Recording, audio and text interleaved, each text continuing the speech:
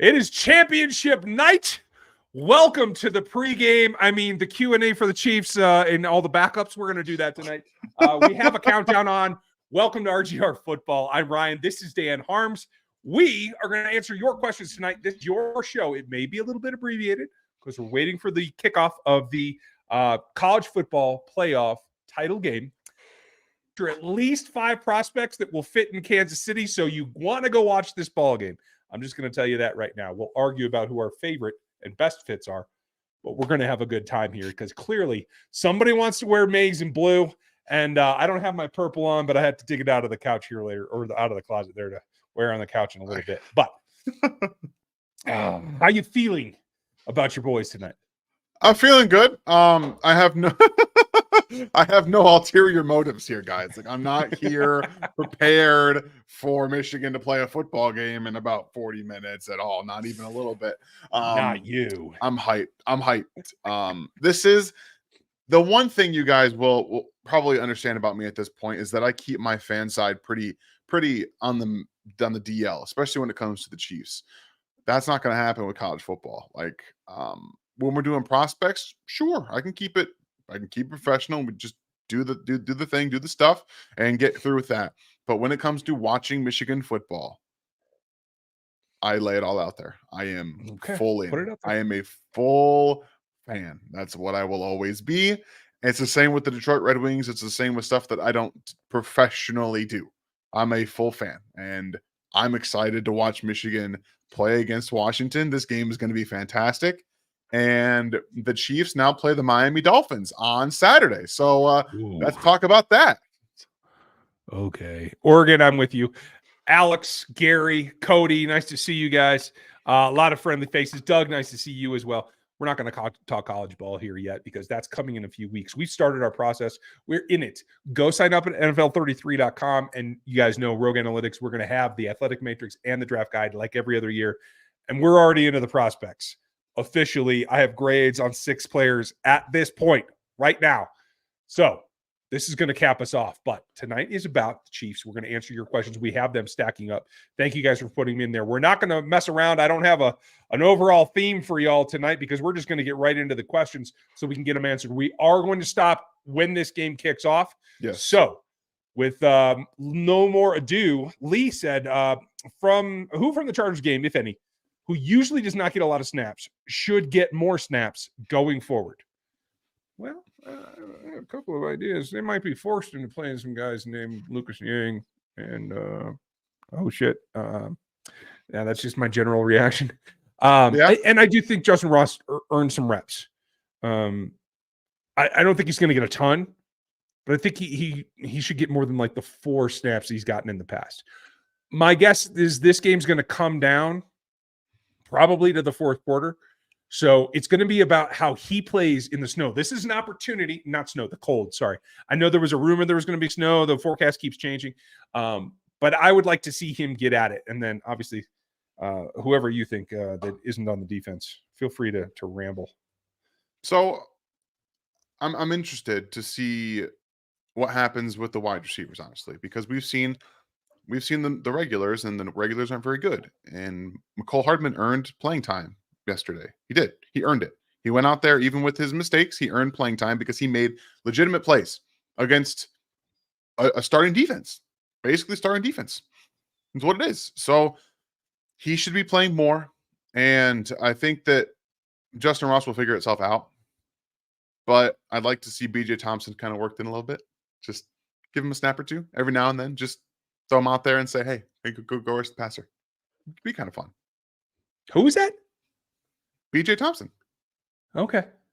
Just want to make sure that we're on the same page because I thought he had enough flashes too. You kind of stole my thunder there. So I just want to make sure. I was going to mention him. I was going to mention Malik as well. I don't know if there's enough rotation there. Obviously, the arrival of Isaiah Buggs is certainly something against a team that's going to have to feature A-Chain in cold weather. If there is snow on the ground, it's going to be even more of a run game. So I'd like to see them activate Buggs. I know, what was he? Was he out 3 weeks, something like that, off the field? Because he started the season in Detroit, right? Yeah, he did. He's played most of the year. He's played most of the year for him. Like he's been I think he's been a scratch the last couple of weeks, though. So I don't know for a Okay. fact. I need to see. But he's basically in game shape though, because he's been in ball games, he's been practicing. So Absolutely, it's not yeah. like he needs to tool up or anything. So I wouldn't mind that, especially in a game where you know that if the weather is either inclement like snow or rain, or just because it's going to be freaking cold and catching the ball might be a little bit challenging for some guys, they're going to have to use HA in the run game. And that's not to take away from Mostert. Mostert's been hurt though, so I'm not so sure if they just rested him last week. Maybe he doesn't play. He might not. I don't know. Andrew Van Ginkel's not going to play. The Chiefs, hey, I said this on Locked On Chiefs. I'll put it a different way here.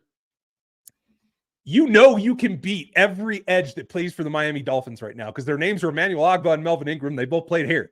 So those are the only guys they got left. There is no one to man the edge there. So pitch game, counter game, obviously outside zone that they'll run ad nauseum. This is all good things for the Kansas City Chiefs. It's going to be I forecast a pop game. Like this feels like Isaiah Pacheco, buddy. They're hurting. You go attack them. And we've seen this Chiefs team in a 0-degree temperature game in the AFC Championship game last year. They were still able to move the ball against the Bengals. The weather is not going to affect the Chiefs at all in terms of what their normal offense is. They're going to come out ready for this football game. It's going to be about how, honestly, Miami plays in it. If they can come in and match what the Chiefs are doing on the ground with A-Chain, with their busted up offensive line, it can get interesting. Like that's what this is going to be about. The adjustments that the Miami Dolphins are going to make to the cold, because Tua's played in the lowest temperature Tua's ever played in is 26 degrees, and he lost that football game. So this is going to be a completely different feel for him than he's ever felt in an NFL game. It's not going to be an easy transition. So I'm very interested to see what they're going to do. But thank you, SSG Minotaur, for the 5 more gifted subs, you guys. There's been so much gifting of the subs for the RGR channel, growing the brand here. You guys, thank you so much. You have been fantastic. And once again, we'll put on the RGR hat for a second here. Just get a little rub for luck. I like that. Well, that, and we're kind of galaxy braining this, right? Like this is big brain stuff. Look at it. Looks so much bigger. All right, fine. Yeah. You got one of them big hats. Okay, cool. Thank you, Lee. Thank you, SS. We appreciate you, buddy. Chris Soren Petro said on 810 that he thinks the Chiefs might move Creed to guard and draft a new center in later rounds and use Creed to replace Tooney. Any thoughts on that? I think Soren is making shit up. That's what I think.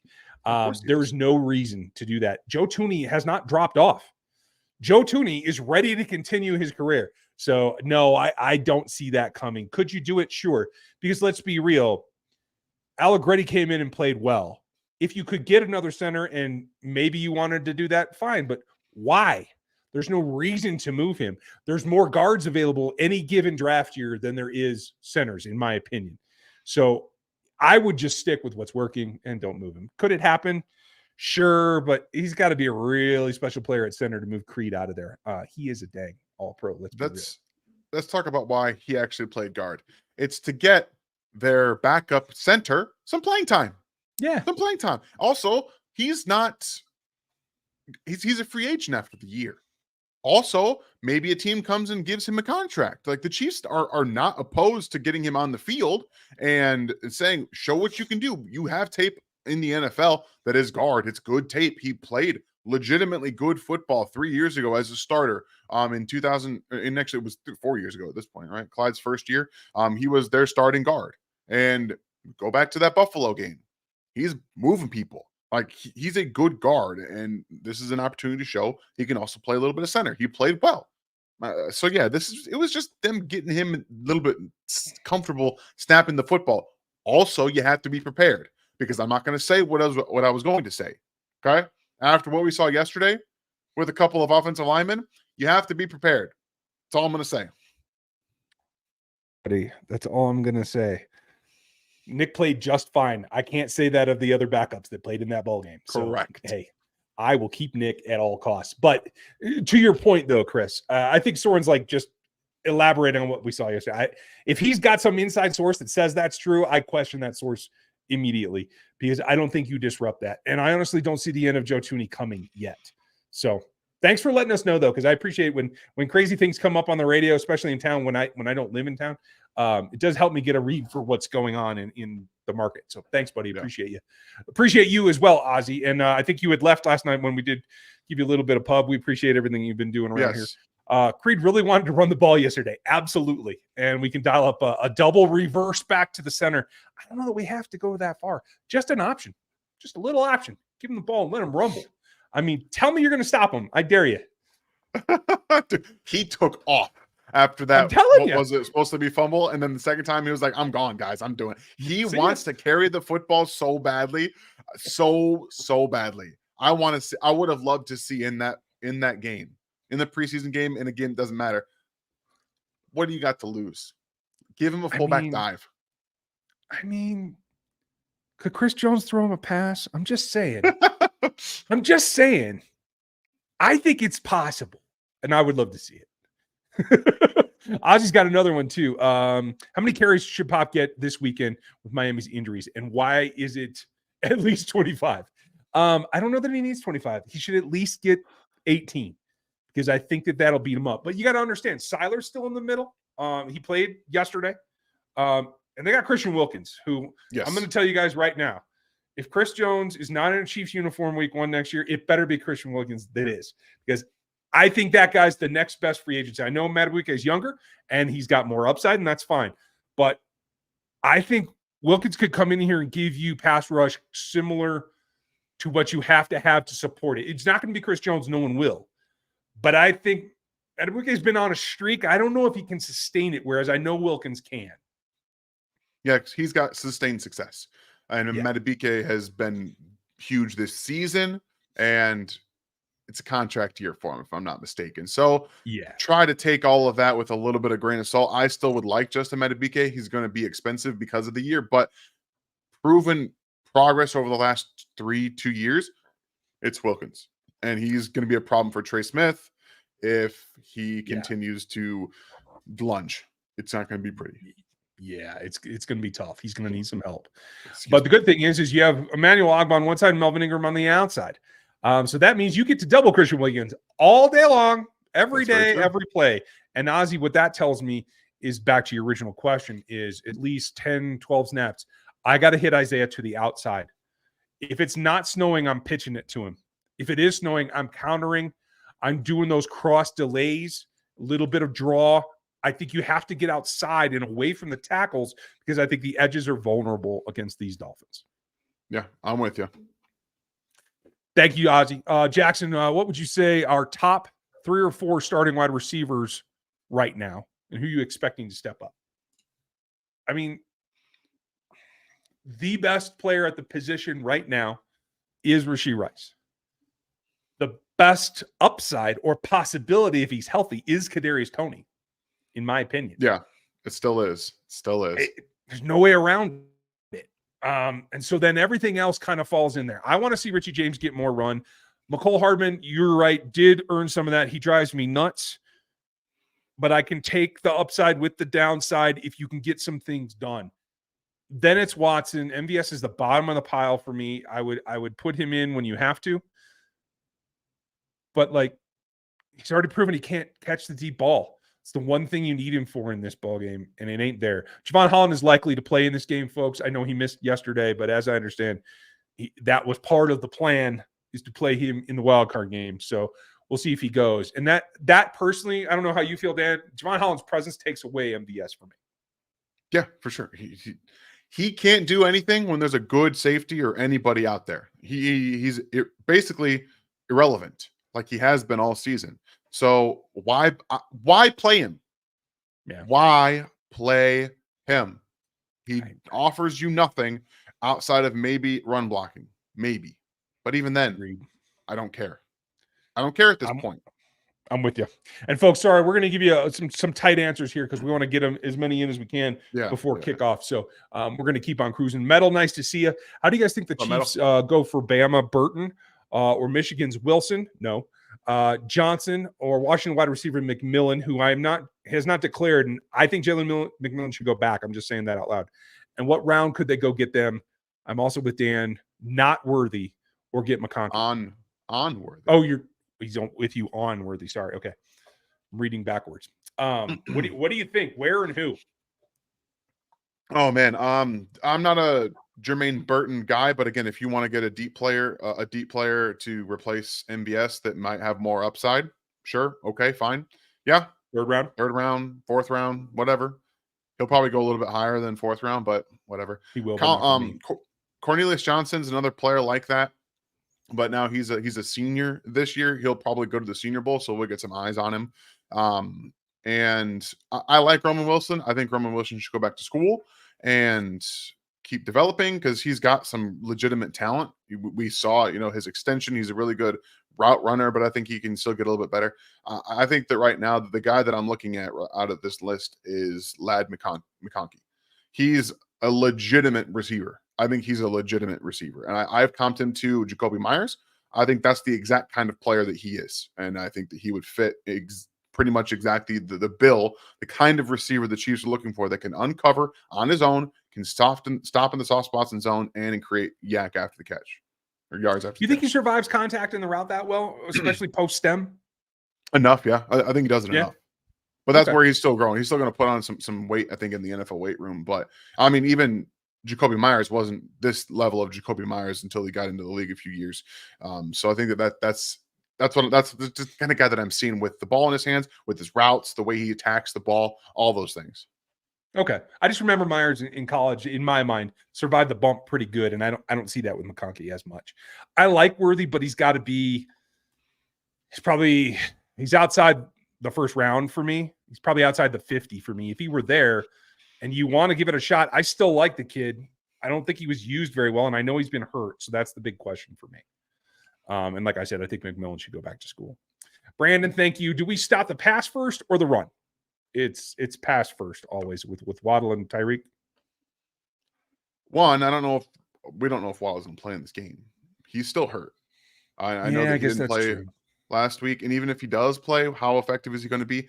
I'm going to be a little crazy. I'm more worried about stopping the run. Are you? You want to know why?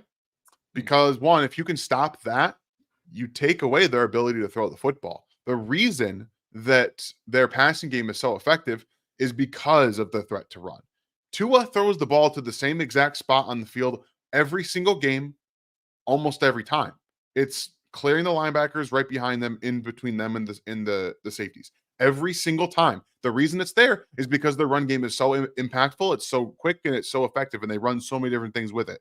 If you can stop that, like the Chiefs did in the first matchup, you force them to become one-dimensional, and you stop Tua because he can't get outside the pocket. He cannot throw the ball outside the numbers. He can't do it. That ball that he threw last night died, and every single one of them dies. So I'm stopping the run.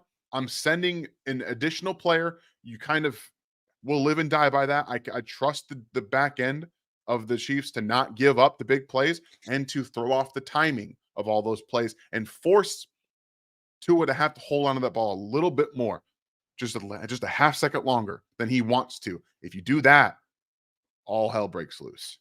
Yeah. You ain't lying. Oh, let's hope that they can do that. Alex running the scenarios here. Would you rather have Tyreek come back and play for KC for the next 3 years or lock in only one Super Bowl in the next 4? I'll take my chances with Tyreek if he wants to come back.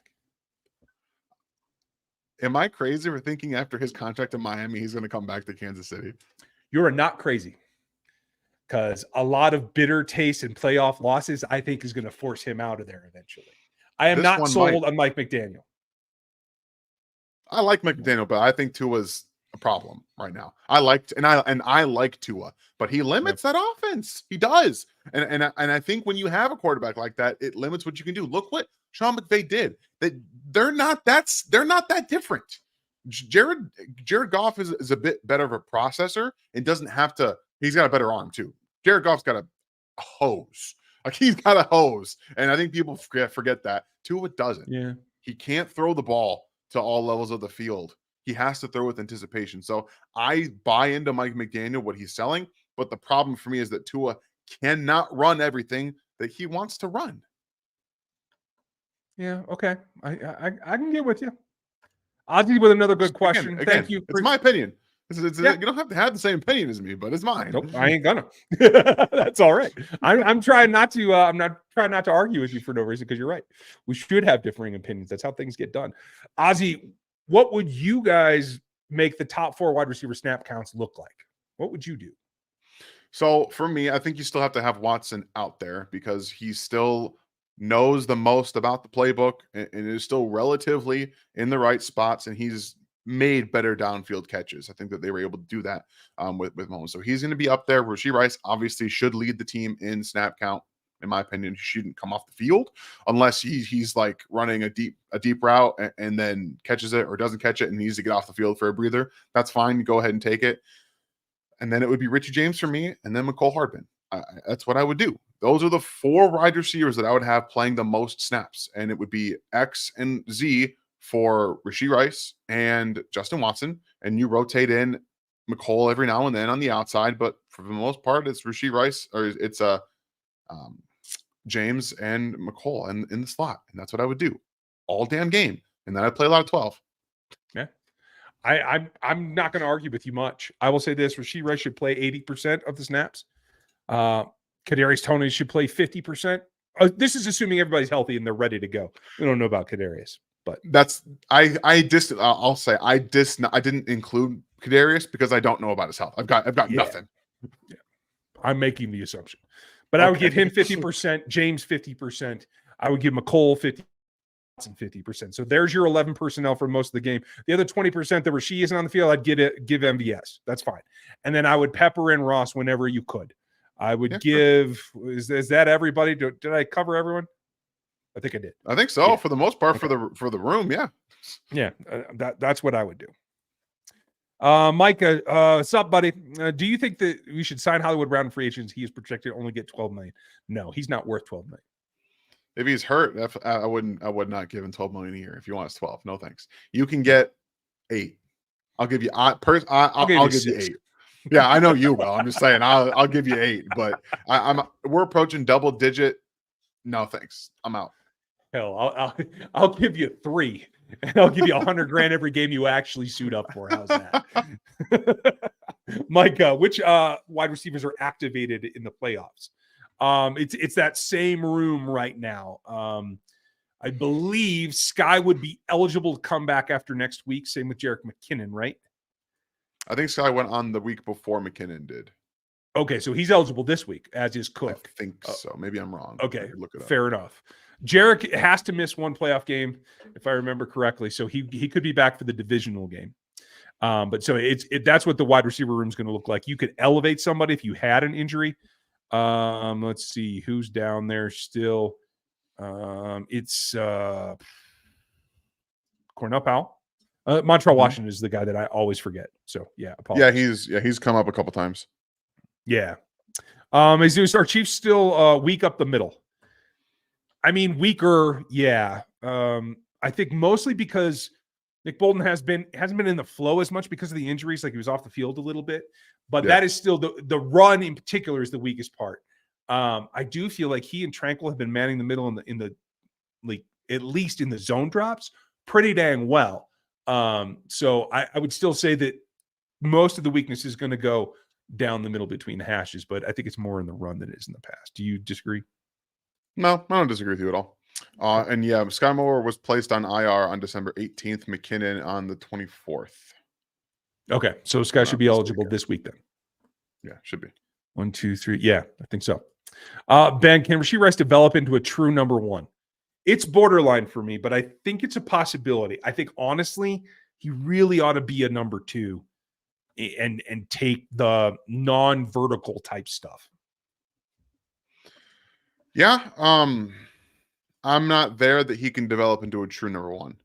And that's largely because the Chiefs have basically took away the one thing he was good at and said, this is what you're going to do in the NFL. So I need to see them use him a little bit more in the vertical game like he was in college. And that's where I'll get more of, okay, I can see it. He's running all the routes. He's getting the ball short, intermediate, deep, and then winning on his own, in his own way. The route, I mean, obviously the route adjustment into the zone and going deep down the field against the Bengals is a good start. but you have to be able to uncover against man coverage to be a true number one. So that's where my biggest question right now is. I don't know if he's going to be able to do that. I'm with you there. Whiskey, thanks for the support, buddy. Good to see you back. What's your wild card prognostication? Does Pitt have a chance against Buffalo? He's going with Buffalo, KC, Cleveland, Philly, Dallas, and Detroit. What do you have? So, yeah, I think the Pittsburgh Steelers have a chance, mostly because it's going to be a slog fest. It's going to be wet. It's going to be cold. And guess what? That's Pittsburgh Steelers music. They love that shit. That is the great equalizer for a team that prides themselves on running the football and playing good defense. Even with TJ Watt not there, they can still muddy this game up enough. Josh Allen throws a couple of bad interceptions like he typically always does, and it's a game in the fourth quarter. I don't think that's outside of the realm of possibilities at all. And yeah, so they've got a shot. I have Buffalo winning. I've got Kansas City winning. I have Cleveland as well. I actually have Tampa Bay beating Philadelphia. I don't believe in their defense in the slightest. And Mike Evans, Chris Godwin bombs away Baker. That's terrible news for the Philadelphia defense that just allowed the combination of Tyrod Taylor and Tommy Cutlets to throw the ball down the field on them. I also have the Rams beating the Lions. I do too. Well They're done. Really good, wow, we agreed on a. Oh. I agree with you on Pittsburgh. It is a distinct possibility. The only thing that I'll argue with, and it's sad what's going on in Philly. I am shocked by it, to tell you the truth. The only thing that I will differ with you on is I think Houston can beat the Cleveland Browns. I think they can. What Stroud is doing. I think they can. My problem is that all Cleveland has to do is double Nico Collins. There is nobody that can win anywhere else on that field. There's nobody there. So I'm a little worried about that personally. They also can't run the ball. And I love CJ Stroud. I think he's going to keep them in this football game, even if they take away Nico. I think that the best unit in this game is Cleveland's defense. That's why I picked them to win. Fair enough. I'm taking the fact that they're at home and they don't have to go to Cleveland outside, that they're right in it. And I think they could pull the upset. Yeah. Thank you, Whiskey. Great question. Werewolf, how insane would it be if Buffalo lose in the first round and the Chiefs win, giving the Chiefs home field until the AFC title game? I mean, that could be it, but let's be real. I mean, crazier things have happened than them losing. Ravens could lose as well. I mean, this is the playoffs. Anything can happen. I won't put anything by it. And no offense with the distractions that will come for the Ravens' success. And there, Tom Monken's getting interest now. There's a lot of guys who are going to get interest. We'll talk about the Chiefs probably next week because they're already coming for the Chiefs front office. Like everybody's a little bit distracted in wild card week. And so you never know what's going to happen. But yeah, that would definitely be crazy. And it would be kind of fun. SS, thank you again. Super chat. Folks, he's a member. He gives more memberships out and he hits the super chat. This is a super fan. Minotaur, we appreciate you. Unpopular opinion, and I got to be honest. We all want to win the Super Bowl. I get it. But at the same time, I wouldn't mind not picking at the bottom of the draft. We can't count on the wide receiver group to magically step it up. I mean, that's fair, but I got to tell you, you go out at what, 20, 24? You still ain't getting a top talent in the wide receiver room. You ain't getting a Dunze. You probably aren't getting Neighbors. I mean, Neighbors is going top 10. I'll tell you right now. Yeah. The Chargers are drafting him at 5. Yeah, I'm almost positive. Probably. I don't know. At that point, I think 32 is as good as 26 by the time it all wrinkles out. I don't think you're getting as much of an advantage. And let's be honest. I think the Chiefs are going to make a move in free agency. I think that they're going to do that. And because it's not just young talent you still need young talent. You need a veteran to be able to show them where to be, to how to play the game. They don't have someone that can help them sit in zone in the wide receiver room. And again, as much as Travis Kelce is there to help, he is in the tight end room. He's not really helping a ton of the wide receivers how to learn how to play the game. It's not in his job description. And typically the wide receiver room and the wide receiver coaches need to be the one to do that. So right now we're looking at, I would love to see them go after Mike Evans because I think he's the perfect veteran receiver to, one, help your offense and teach your young players how to win in the NFL. He's been doing it for a long time. He's a first ballot Hall of Famer in my mind, and he's just a perfect answer to a lot of the questions that are asked in this wide receiver room. And I know he's not the type of receiver that is classic for this offense. Yeah. But he can still run, and I think he's proven that in the last few weeks. And that was my big concern. Like, is he still able? I know he's willing. Yeah. Is he still able? And it looks like it is, like he is to me. So I'm with you there. Thank you, Minotaur. Appreciate you as always for everything. Ozzy, the Buffalo's feasting over the middle with the tight ends against Miami with their injuries. Do you think that they will be able to do the same against Kelsey? Yeah, I mean, Riley scored well from PFF, but Riley's not the coverage linebacker that you want in there. I think Travis can take advantage of him. I honestly think all the slot receivers can take advantage of him. The difference is, instead of running those curls constantly, they got to get him on an edge. They got to get those intermediate crossers, not necessarily the low drag at like 6 yards, but you got to get to the 8 to 10 yard range and hit that angle running away. Exactly what McColl did last week, they need to do this week. I'm with you. I'd love to see that. I think that, David Long's a very good linebacker too. So they might just put David Long on Travis Kelce and just kind of say, well, we'll do what we can against everybody else. And I think you can win that way. Honestly, I think you do. Yeah, you're probably right. Jesus, thank you. Do you see the Miami attacking the Chiefs? How do you see them attacking the Chiefs? In the secondary? Yeah, they're going to go after Chamar Connor, especially if he's lining up deep. They're going to run some late breaking routes for Tyreek in terms of making it look like he's taking a crosser across Chamar's face to get him to turn his hips, and Tyreek will blast the other way into the gap in a cover 2 look with 2 highs, something like that. And I think they're going to run the ball. Yeah, I think they're going to do the exact same thing that they always do in Miami with the wide receivers and attacking the secondary. Like, I think that for me, it comes down to the run game. You got to be able to stop Achane from getting to the second level. If he gets to the second level, it becomes very tough from there. You got to stop him before. Yeah, you are dialed in as always, my friend. Cody, Finns are missing a lot of linebackers going into this game. Is it a big pop game? It will be if they can get past the defensive tackles. The tackles are strong. They got to run outside. If they do that, I think they'll be in good shape. Gotcha. I'm with you. Des, do either of you think that Caleb Williams will struggle in cold weather if he goes to Chicago? I'm interested in your take on this. So, possibly. It really, I've never seen him play in cold weather. I haven't seen it. It doesn't mean it can't. He's an athlete, so I'm not super worried about like his ability to move outside the pocket and stuff like that. It being able to play in cold, I'm not super worried about it. But it takes a certain kind of guy to be able to play in these cold weather, AFC North, NFC North kind of games. But 2 of those fields are domed in the NFC North, in Minnesota and Detroit. So as much as, the cold's going to get you in Chicago, you don't play every game there. So I'm not super, super worried about it myself. Okay. I'm down. Thank you, Des. Appreciate you as always, buddy.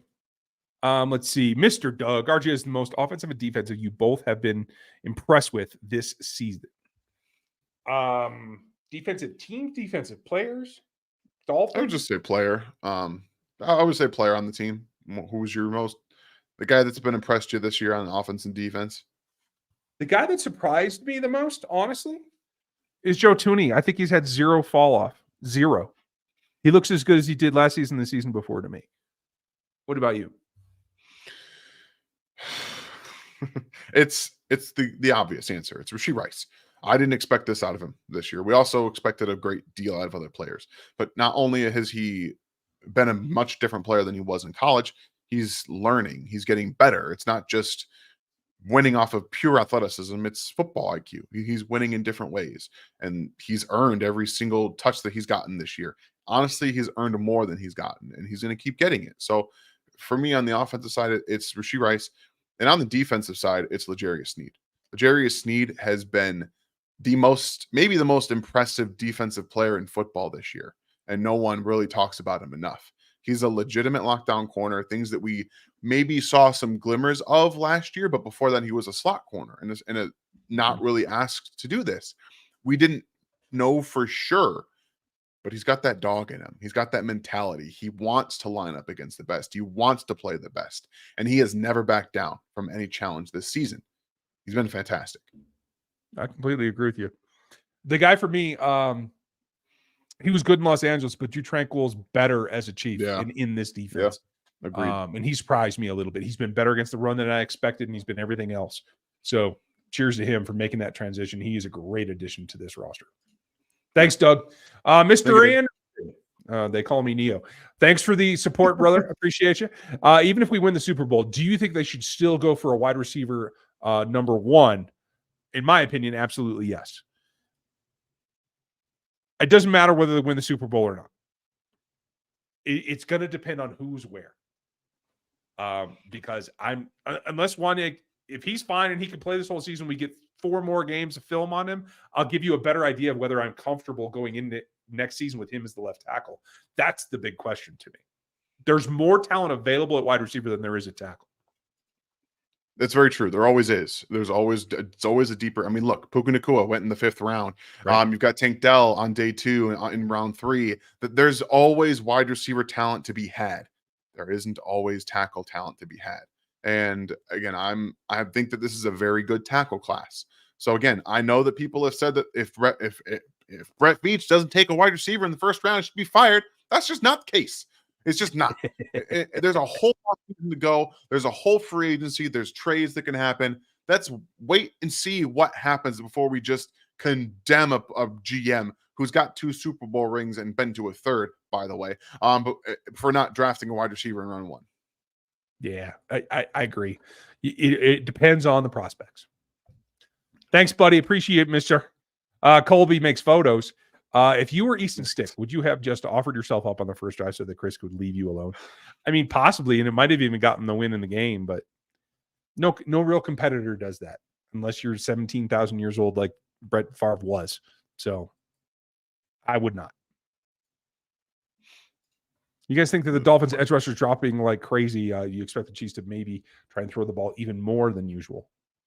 I think they're going to beat them. I think they should beat them up. I don't know if they will. I think they should beat them up with the run first. But I do think they're going to have more time, and Patrick will be a little less flustered, and I think that will work out for the Chiefs. I agree. Do outside zone to Melvin Ingram's side a couple times and to open the game. Just show him. Make him work. We're going to come at you. We're going to come at you. He was in coverage yesterday down the field. You think he wants to be out there doing that? And now he's a legitimate full-time starter. You think he wants to be that? I don't think he does. Go at him a couple times. Maybe get some nowadays crackback blocks on him. Let him know, hey, buddy, we know you were on the couch a few weeks ago, so we're going to come at you. Yeah, Melvin was looking for a 15-snap playoff game check is what Melvin was looking for. He did not want to be a starter here in this particular ball game back in Kansas City. So, yeah, he ain't ready. I'll guarantee you that. What's your level of concern moving forward if Veach loses Borgonzi and or Tillis? I'll let you go first. I am not super concerned, but I will say if the Chiefs end up losing Tillis, I'll be concerned. Borgonzi, you can make some things work. You can bring somebody up that you like, but there's no replacing what the genius that is Brent Tillis. There isn't any. So I'm not. I talked myself out of my initial comment there because you can't replace that. You can't get as creative in the contracts. So that would be scary. Yeah. You lose Mike Borgonzi, I'm going to be I'm going to be your girlfriend of a year and a half cheated on you, pissed off. You lose Brett Tillis, it's full on meltdown and I'm going psycho and I'll be in jail. That's what will happen. It's not great. No. Tracy, thank you. And thank you, Ozzy. Do you think that Andy will bring back the fullback position next year? I really hope so, but it doesn't feel like it to me. I think that they feel they can get by when they have to with lining someone else up in the position. I hope that it becomes Creed Humphrey. That would be wonderful, but we'll see what happens. Do you disagree? No, I think it's gone. I think Andy Reid has finally just left it in the past. It breaks my heart. Brandon, why no Matt Bushman yesterday? What do you think? I think they're done. I think they're done with Matt Bushman experience. I think he's not coming back next year, and that's that. They're going to be drafting another tight end. Sorry. Son of a motherless. I can't really argue with you. Dang it. Would you rather have Tyree come back and play? Oh, okay. Answer this one, Alex. Sorry you had to enter it twice. I'm just slow, buddy. And I know we're approaching kickoff, so we're going to get there here momentarily, folks. Is Sky Moore on season-ending IR? No, he still has the ability to come back.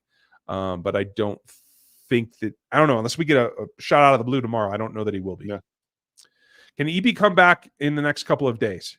He could, but they said today that he is helping the consultant, of which is Rick Spielman, by the way, who I talked to down in Mobile last year, and I hope to hook up with him again this year because he had a wealth of information in doing the search, and he is part of the search. I expect EB has a very good shot to be there, and I do think that I like the concept of him being there. So we'll just go with that.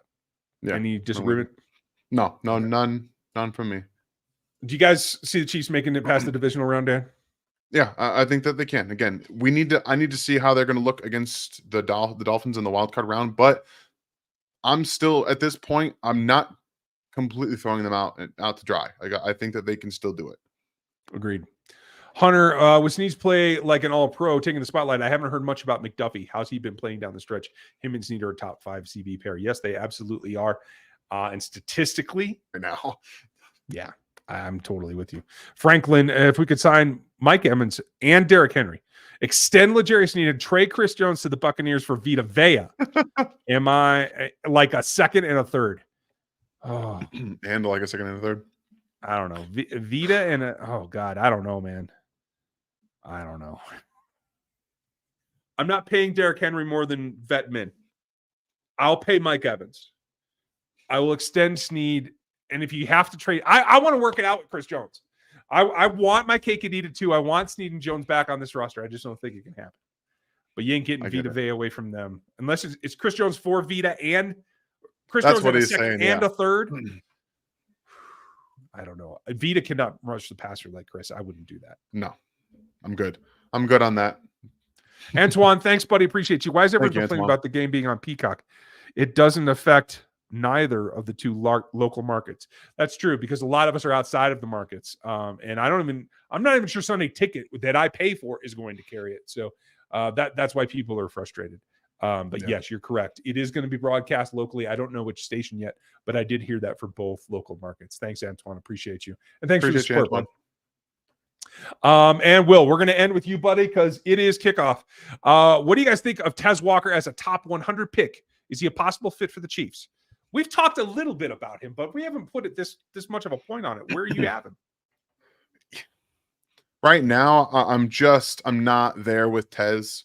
Like I don't see much route running at all from him. Just go watch him against Clemson. It was not good. It was bad.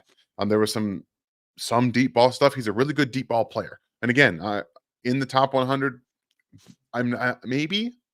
I don't know. I mean, barely. I'll see him in the Senior Bowl. Maybe that changes my mind a little bit. I'll go back and watch after the Senior Bowl and see. But right now, top of the 4th round is where I've got him. I wouldn't take him before day 3. Yeah. And guys, we're both going to be in Mobile. We'll be doing some streams or at least some videos from the hotels and stuff. So you'll get both of our opinions. Definitely get our notes, and it'll all go into the evals. So we'll let you know. Chiefs, I expect the Chiefs to be picking in the 90s somewhere. I don't know that he's going to make that for me yet, but he is on my list. Dan's done a lot more film work on the wide receivers than I have to this point. So I'm not sure, but I do like what he brings to the table, especially if you could get him in the 4th. I'd be really happy with that. Yeah, me too. That's all I can say. And that is it, folks. Except Mike from Sweden jumped in here, buddy. Nice to see you. Oh, you're on vacation in Thailand. Right. You know, your life sucks, Mike. I got to tell you. Can't wait for the playoffs. Nice to see you, brother. Go enjoy the college football game. We appreciate you guys. And we will be back. We'll have content for you all week as we get ready for the Miami Dolphins. Have a great one. We'll talk to you tomorrow.